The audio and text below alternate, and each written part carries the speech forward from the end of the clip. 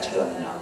대답하되 내가 찾았노라. 내가 내 자신을 팔아 여호와 보시기에 악을 행하였으므로 여호와의 말씀이 내가 재앙을 내게 내려 너를 쓸어버리되 너에게 속한 남자는 이스라엘 가운데서 내 매인자나 노인자를 다 멸할 것이요 내 집이 아예 아들 바하사의 집처럼 되게 하리니 이는 내가 나를 노하게 하고 이스라엘의 범죄하여 까닭임이라 하셨고 이세벨에게 대하여도 여호와께서 말씀하여 이르시되 걔들이 이스라엘의 성읍 곁에서 이세벨을 먹을지다. 아합에게 속한 자로서 성읍에서 죽은 자는 걔들이 먹고 들에서 죽은 자는 공중의 새가 먹으리라고 하셨느니라.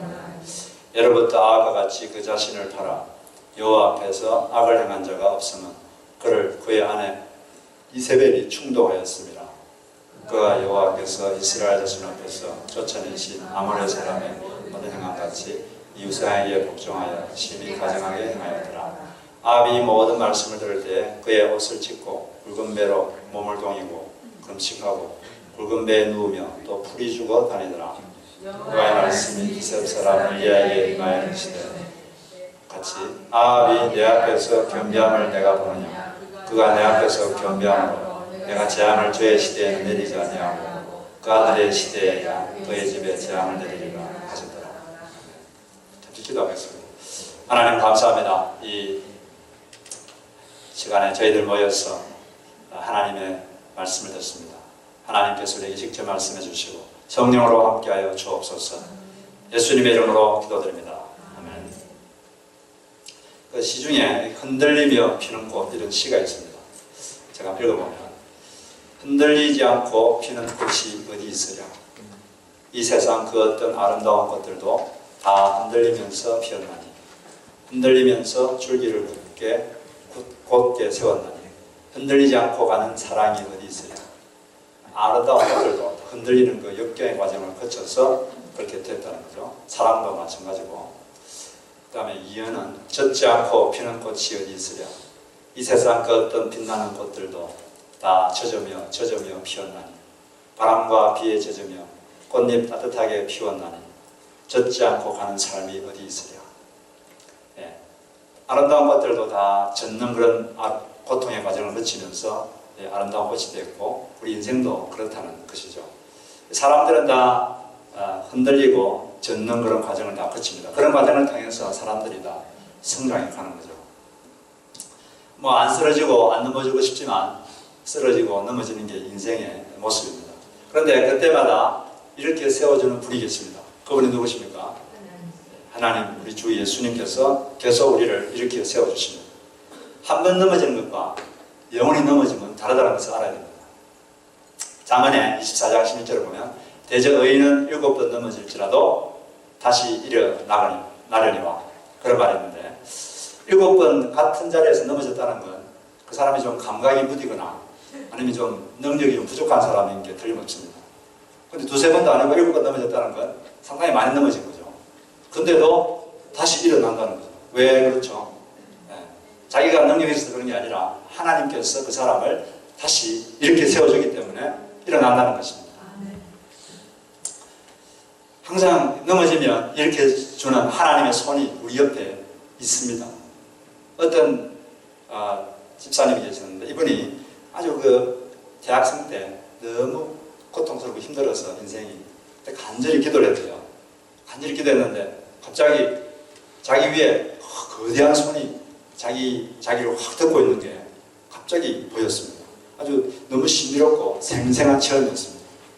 물론 그 이후에도 죽을 것 같은 위기가 있었지만 항상 그 손이 자기를 놓지 않고 끊임없이 자기를 이렇게 세우는 것을 체험하며 살았다는 것입니다.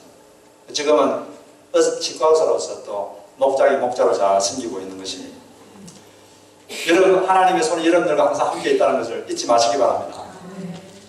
그분은 뭐 봤지만 안 봐도 괜찮아요. 하나님의 거대한 손이 여러분들과 항상 함께 있습니다. 오늘 우리가 읽은 이 성경에서도 하나님은 이렇게 주시는 하나님이시다. 이걸 너무 잘 알 수 있어요. 이스라엘 왕 중에서 가장 악한 왕이었던 아합도 회개하니까 하나님이 그냥 다시 이렇게 줬습니다. 다시 기회를 주신 것입니다. 그가 아주 크게 범죄했지만 회개하니까 하나님이 다시 기회를 주신 거죠. 하나님은 마치 기다리고 계셨다는 듯이 다시 그 아합에게 자비를 베풀어 주셨던 것입니다. 오늘 우리가 읽은 이 말씀, 아합에 대한 심판 선언과 아합의 회개, 그리고 하나님 다시 기회를 주신 이 사건을 통해서 우리가 세 가지 메시지를 얻고자 합니다. 먼저 첫째는 하나님은 악을 심판하시고 선에 선물 주신다. 이것을 배울 수가 있습니다.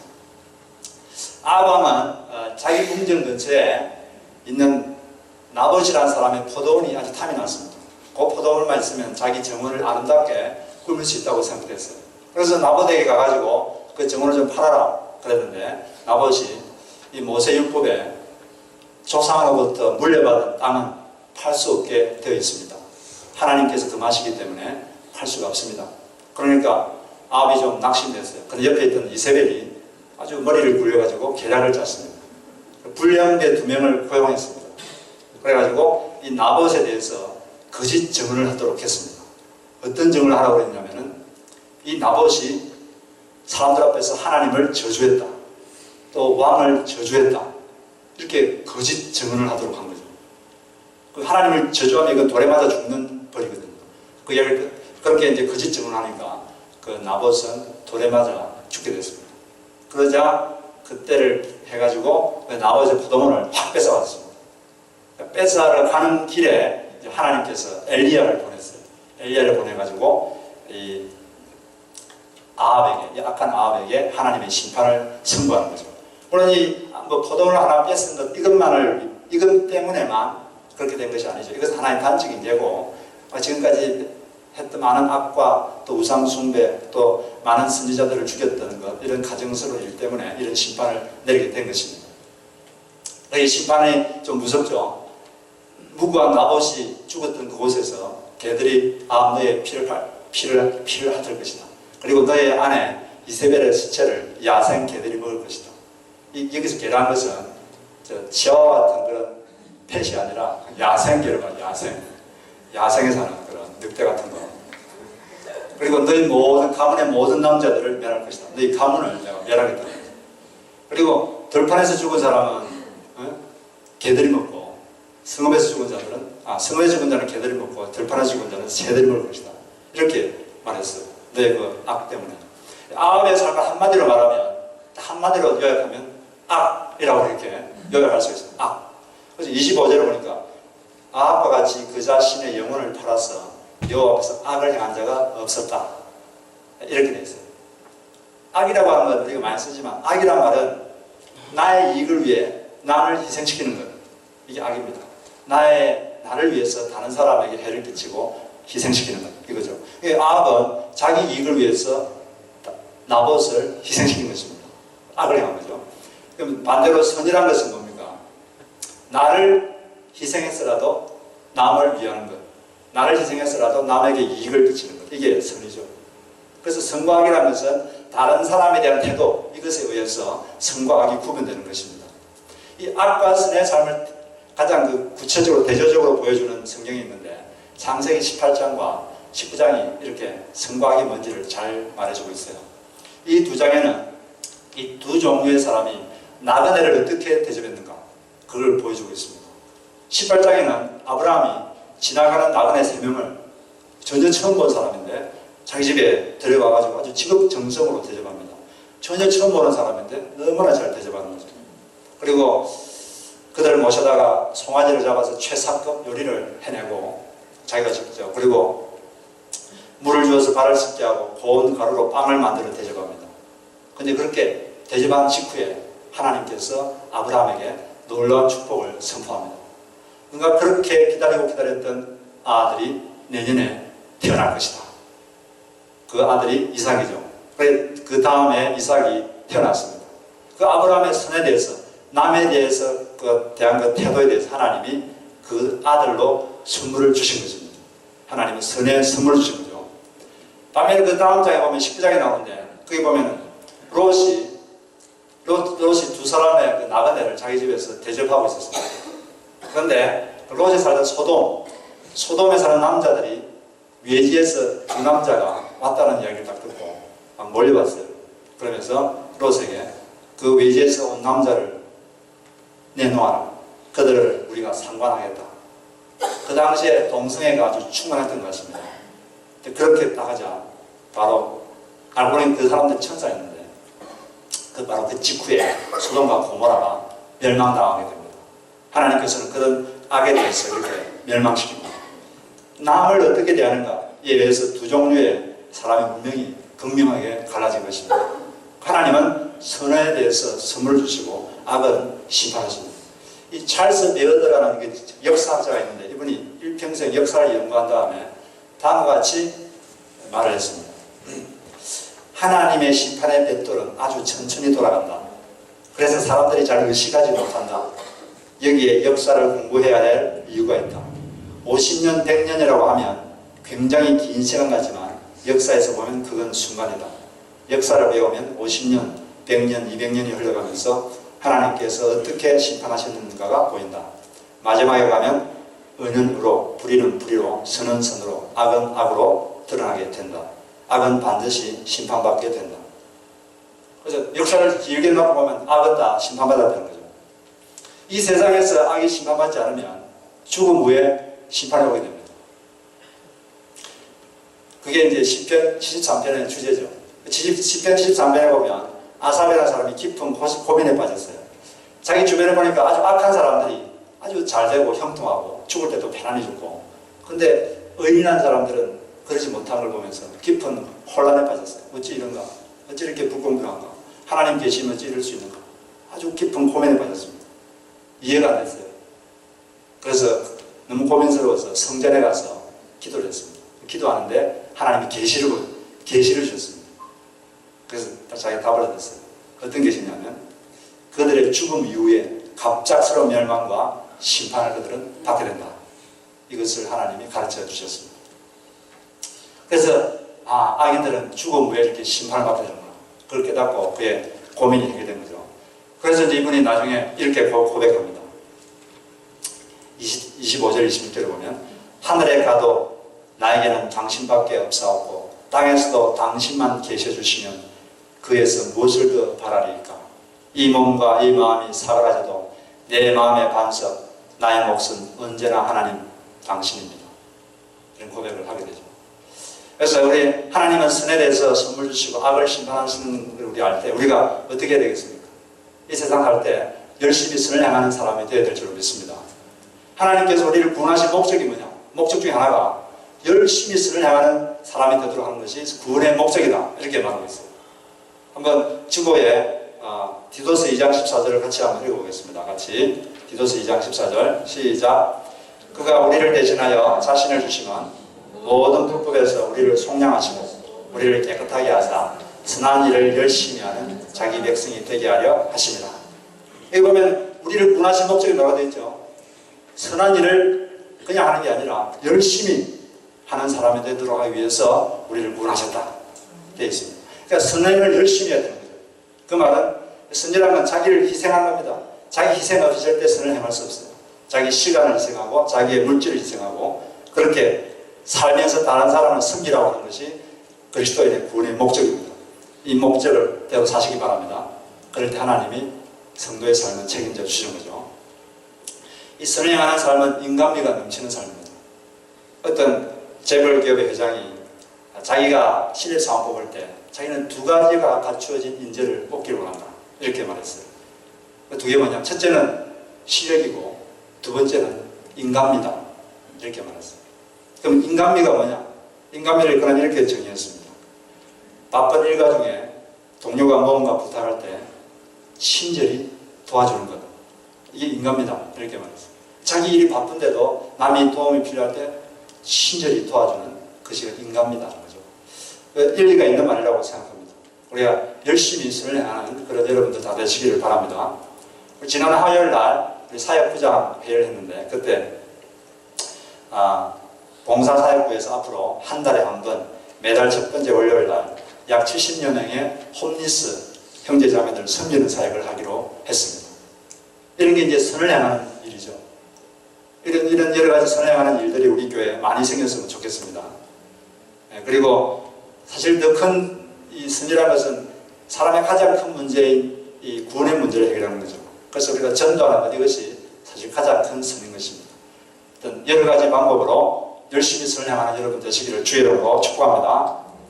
두 번째 우리가 여기서 배울 수 있는 것은 하나님은 회개하는 자를 다시 일으켜 주신다. 이걸 우리가 배울 수 있습니다. 이 하나님이 엘리야 선지자를 통해서 아합에게 심판을 선포하니까 아합이 자기 잘못을 알고 바로 어떻게 했냐면 회개한다는 표시로 자기 옷을 찢고 맨몸에 붉은 베옷을 걸치고 금식하였으며 누울 때에도 붉은 베옷을 입은 채로 눕고 또 일어나서 거닐 때에도 슬픈 표정으로 힘없이 걸었습니다. 이렇게 하면서 자기가 자기의 잘못을 슬퍼한다는 걸 표현한 거예요. 진정한 회개는 이제 인격의 전 요소가 들어가야 되죠. 지정의. 먼저 알아야 되겠죠. 뭐가 잘못됐는지. 엘리야의 말을 듣고 이 아합이 내가 뭘 잘못했구나 알았습니다. 그리고 감정적으로도 내가 참 잘못했구나. 그래서 자기의 슬픔을 이렇게 옷을 찢고 바리새인들은 옷을 찢는 방법도 딱 정해져 있습니다. 한 번을 확 찢어야 돼요. 한 번을 못 입고 두 번에 찢으면 이게 좀 영성이 부족한 거예요. 그리고 왼쪽에서 오른쪽으로 찢으면 안 되고 오른쪽에서 왼쪽으로 찢어야 됩니다. 뭐 그런 규칙이 있는데 하여튼 베옷을 입고 금식하고 슬픈 표정으로 이렇게 다녔어요. 그러면서 자기의 그 잘못을 내가 느낀다 이걸 표현한 거죠. 그리고 또 의지적으로도 다시는 내가 범죄치 않으리라 아마 이런 결심을 했다고 믿습니다. 이렇게 이제 회개하자 하나님이 그 심판이 아합 왕 때는 일어나지 않을 것이다. 그 심판을 유보해 줬습니다. 그리고 그 왕조를 한 세대 더 늘려주시겠다고 하셨어요. 그 아들 때에 내가 심판하겠다. 그 29절에 보면 아합이 내 앞에서 겸비함을 내가 보느냐 겸손함을 내가 보느냐 그가 내 앞에서 겸비함으로 내가 재앙을 저의 시대에는 내리지 아니하고 그 아들의 시대에야 그의 집에 재앙을 내리리라 하셨더라. 겸손은 재앙을 피하게 만듭니다. 만약 그러니까 이 재앙을 이렇게 물리친 거죠. 연기해 준 거죠. 근데 만약 이 아합의 아들도 진짜 회개했으면 그 가문이 온전할 수 있을 겁니다. 그리고 또 사실은 가장 큰 악이 이세벨인데 이세벨이 만약 회개했으면 이 가문이 온전할 수 있었다고 믿습니다. 근데 슬프게도 그 이세벨은 계속 악을 행했고 또 아들 요람도 악한 왕이었어요. 결국은 그래서 아들 때에서 그 가문을 망하게 됩니다. 그렇지만 아합이 회개하니까 그 악한 아합도 하나님께서 다시 기회를 주시고 일으켜 주신 것입니다. 하나님은 사람이 회개하기를 기다리고 있어요. 하나님은 절대로 사람을 멸하기를 원치 않습니다. 사람이 돌아오면 언제든지 받아주실 마음이 있어요. 에스겔서 18장 23절에 보니까 나 주 하나님의 말이다. 악인이 죽는 것을 내가 조금이라도 기뻐하겠느냐. 오히려 악인이 자신의 모든 길에서 돌이켜서 사는 것을 내가 참으로 기뻐하지 않겠느냐. 어떤 부모님은 딸이 가출을 했는데 그때부터 딸이 돌아올 때까지 대문을 절대로 안 잠궜다고 합니다. 왜냐? 언제든지 돌아올 수 있도록. 돌아오려고 했는데 문이 잠겨 있으면 또 돌아올 수 있으니까 그렇게 했다는데 하나님도 언제나 가슴을 열고 우리를 품을 준비가 되어 있습니다. 2010년도 4월 초에 서울 수초동 가정법원 청사에서 이런 일이 있었다고 합니다. 그 피고인 A양 나이가 16세였는데 이 서울 도심에서 친구들과 함께 오토바이를 훔쳐가지고 달아나다가 잡혀가지고 법원에 서게 된 거예요. 근데 이 A양은 그 전에도 14번이나 절도와 폭행으로 저질러서 법정에 섰던 적이 있습니다. 법대로 하면 아주 무거운 판결을 받아야 되는 상황입니다. 그런데 그때 김기호 부장판사는 이 A양에게 아무런 처분도 내리지 않는 불처분 결정을 했습니다. 그가 내린 처분은 한 가지였어요. 법정에서 일어나 외치기 이런 불을 내렸어요. 그러니까 그런 처벌 그런 걸 했어요. 김 판사가 다정한 목소리로 잔뜩 움츠린 A양에게 이렇게 따라하라고 말했습니다. 나는 무엇이든 할 수 있다. 그러니까 뭐뭐뭐 하다가 따라했어요. 나는 무엇이든 할 수 있다. 나는 이 세상에 두려운 것이 없다. 나는 이 세상에 두려운 것이 없다. 세 번째로 이 세상에는 나 혼자가 아니다. 따라했어요. 이 세상에는 나 혼자가 이렇게 하다가 갑자기 그 A양이 울음을 터뜨렸습니다. 김 판사가 이런 결정을 내린 것은 그 A양이 범행에 빠지던 가슴 아픈 그 사연을 참작했기 때문입니다.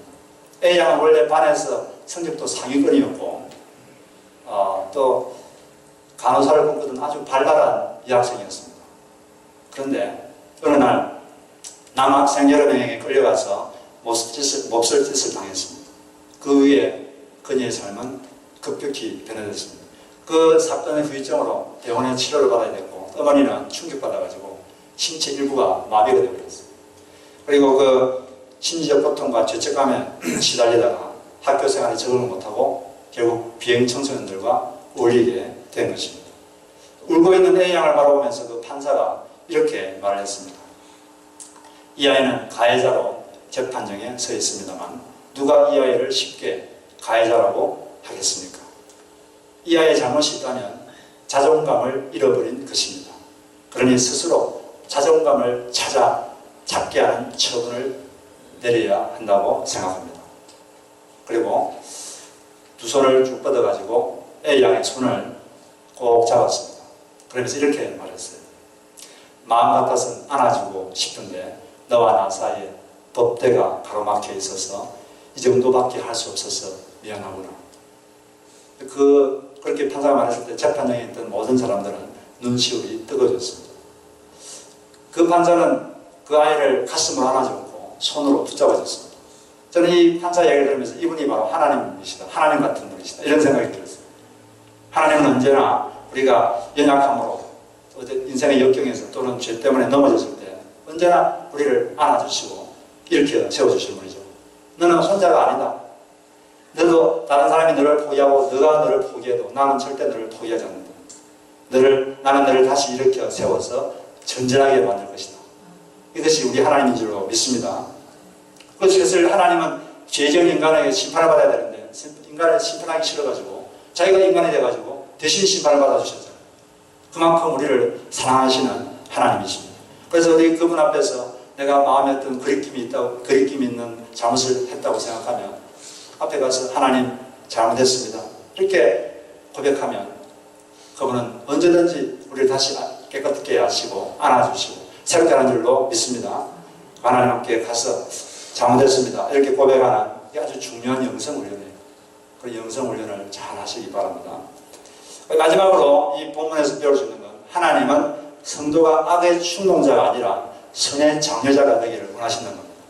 아합이 이렇게 된 이유가 뭐냐? 이렇게 악하게 된 이유가 자기 와이프 때문이다. 이렇게 돼 있어.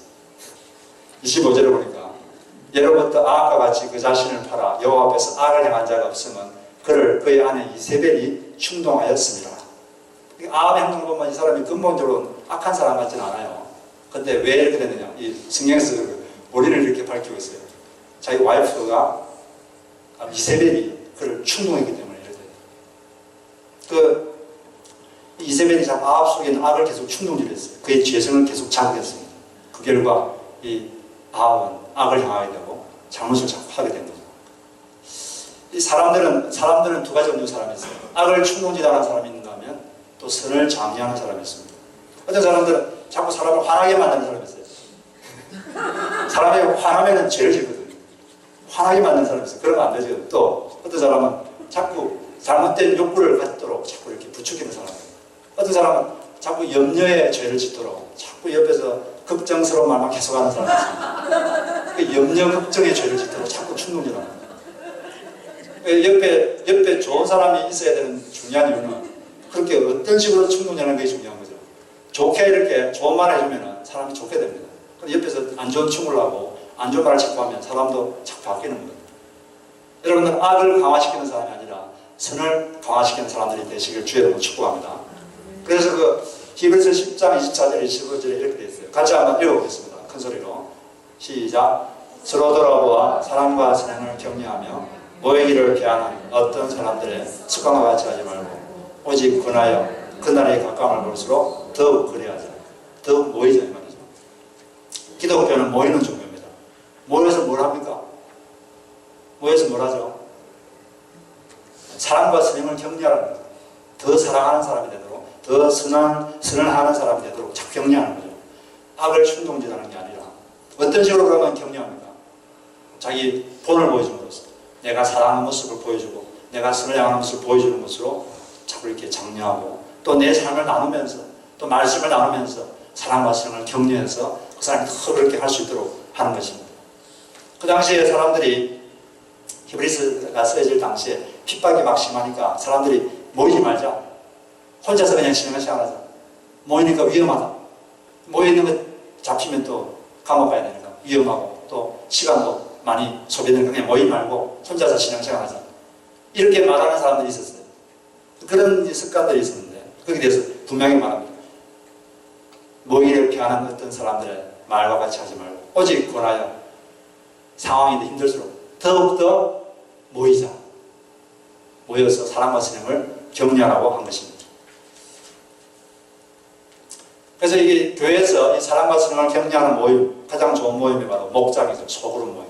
이 예배 드릴 때는 서로서로 대화를 못 하잖아요. 근데 서로 대화하면서 이렇게 사랑과 사랑을 격려할 수 있는 가장 좋은 모임이 목장이에요. 소그룹 모임. 그래서 이게 목장 모임이 상당히 중요한 것입니다.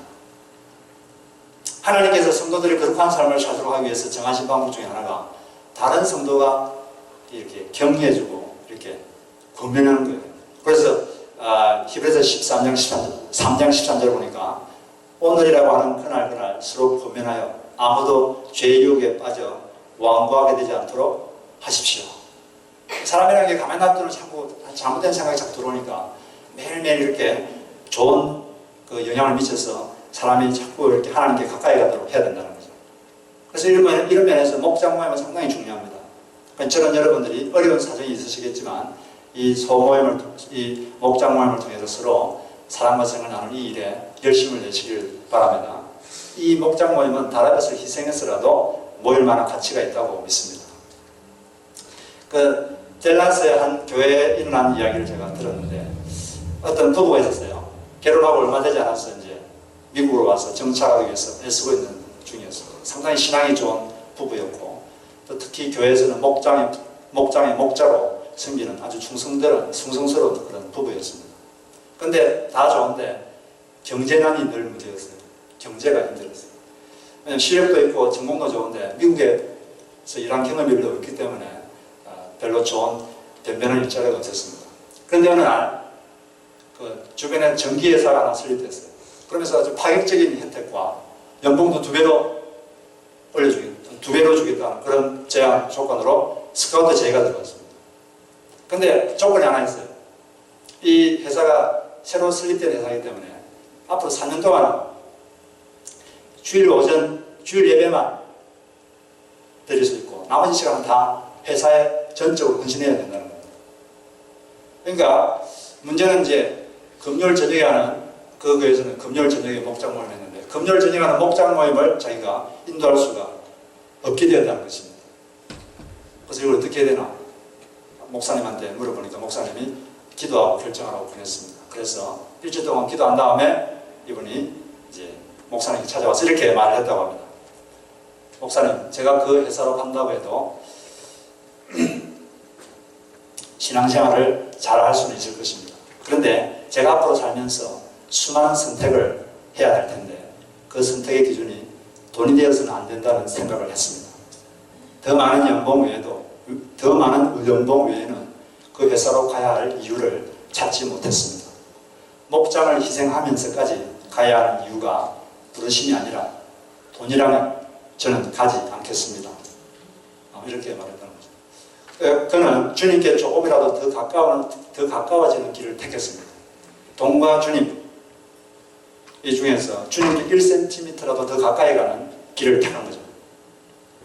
우리에게도 이렇게 선택해야 되는 상황이 있는데 그때 둘 다 이렇게 다 가질 수는 좋지만 많은 경우에 하나가 예의치 않은 그런 경우가 많거든요. 그럴 때 선택해야 될 때 주님과 더 가까워지는 길, 그걸 택하시기 바랍니다. 1cm라도 주님과 더 가까워지는 그 길을 택할 때 하나님이 기뻐하시는 거예요.